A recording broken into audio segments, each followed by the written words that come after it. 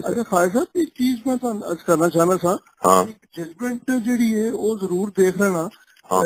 7 member judgement है और जी अपना शो मोटो है नंबर 4 of 2010 रिपोर्टेड है sir a 7 member judgment 2012 supreme court page 553 उत्ते। अच्छा जी ठीक है ना जी मैं देख लेना जो भी वकील तला कर रहे हैं जरा देख लेना ਉਹਦੇ ਚ ਹੈਗਾ ਕਿ ਵੀ ਅਗਰ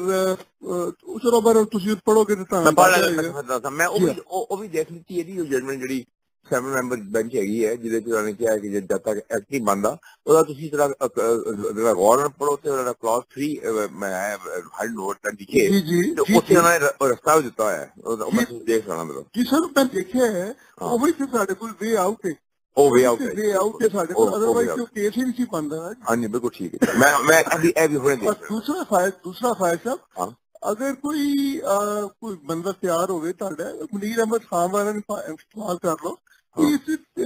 ਕੰਟੈਂਪਟ ਆਫ ਕੋਰਟ ਦਾ ਬਿਲਕੁਲ ਕਲੀਅਰ ਕੇਸ ਹੈਗਾ ਉਹ ਵੀ ਹੋ ਰਹੀ contempt of court the case ਹੈਗਾ ਉਹ ਵੀ ਹੋ ਰਹੀ ਸਾਲ ਜੋ ਕੁਝ ਹੋਇਆ ਹੈ ਆਜ਼ਾਦ ਜੰਮੂ ਕਸ਼ਮੀਰੀ ਉਹਦੇ ਬਾਅਦ ਤੇ ਕੋਈ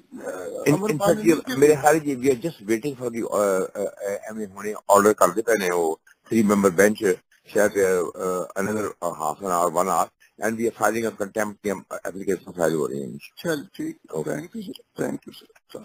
अब तक के लिए इतना ही। मजीद इसी तरह की मालूमात हासिल करने के लिए डेली जंग के YouTube चैनल को सब्सक्राइब करें और Facebook के पेज को लाइक करना ना भूलें।